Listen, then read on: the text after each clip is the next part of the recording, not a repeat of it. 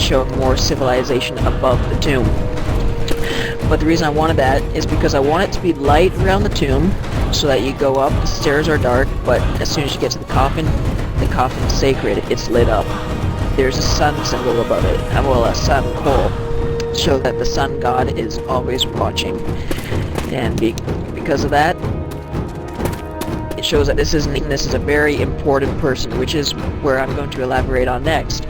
Ancient people in some cultures had their wives, the queen, buried to the right of them, sometimes below them, depending on the culture, if women were important or not, and sometimes above them. In this case, it's an extension, which is what this ramp is for. This will actually take you to the queen's tomb. The reason why, it's not that these people that are on the ramps going up or down or at the same level as the king are more important than each other. It's how important they are to the king himself. So going up, the most important person to the king himself. Going across, the king believes this person is equal to whoever else is on the same level as the king. And then anyone below the king is his least favorite person, but still one of his favorite servants or members of the family. So let's go ahead and again show you the actual tomb.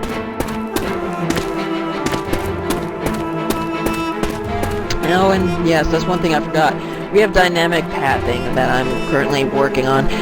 What this is it's a linear experience, yes, but since I've built a tomb, and I can't build a city in the background and say, hey, this is an expansive world, look at me, I have to give you a different perspective. So I'm running down these stairs.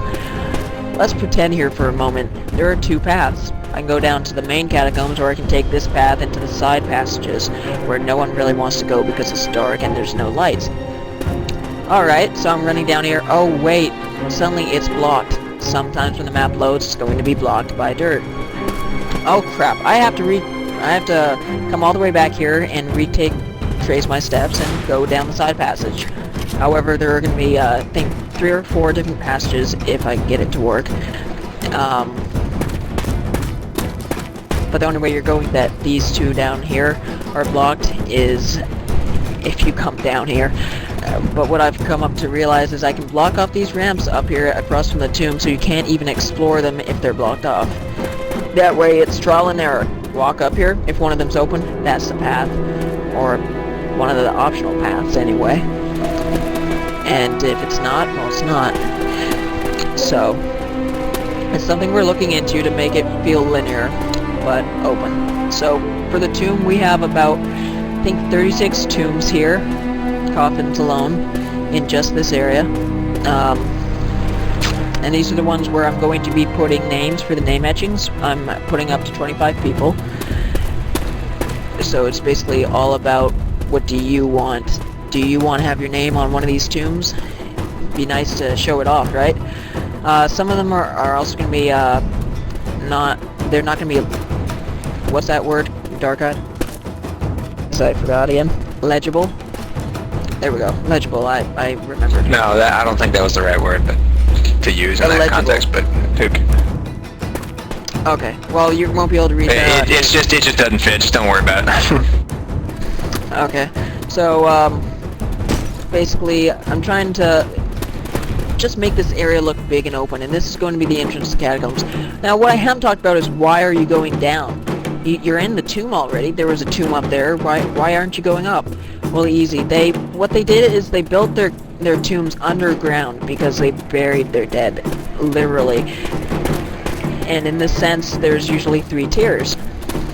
So once again, a catacombs is basically a labyrinth of mazes and tunnels underneath a city or a civilization. And the reason for this is they don't want their dead disturbed. Top level, depending on the civilization, like I talked about, important,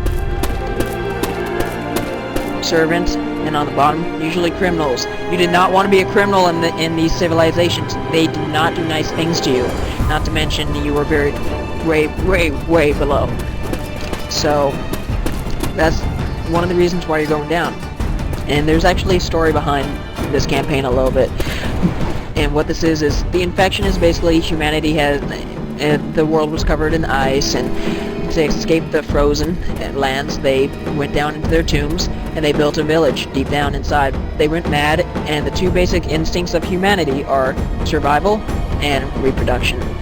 And they reverted back to their basic instincts, then they went mad, and the last sane people in the civilization sealed them within the sunken temple, and that's why when you come down here and you'll see a lot more blood and a lot more bodies down here of army personnel. You'll realize, oh crap, they came down here and figured out that the civilization was messed up. And this is not a science experiment. This is basically natural selection's way of order. So later on we are going to go to a castle. There's going to be a castle in level 4. Level 3 is the village. It's an underground village. We're also going to have a plantation in the village.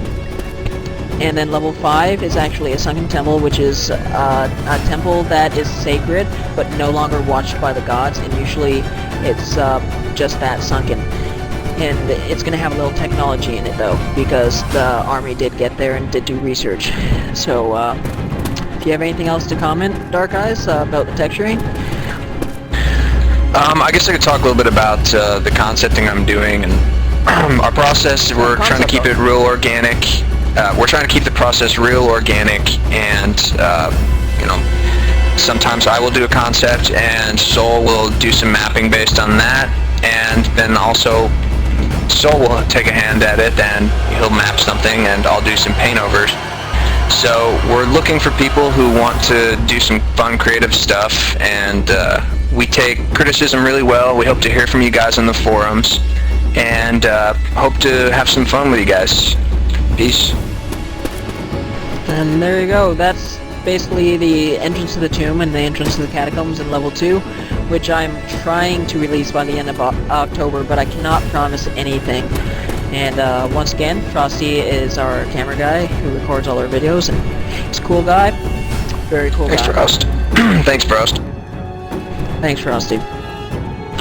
And see you guys later.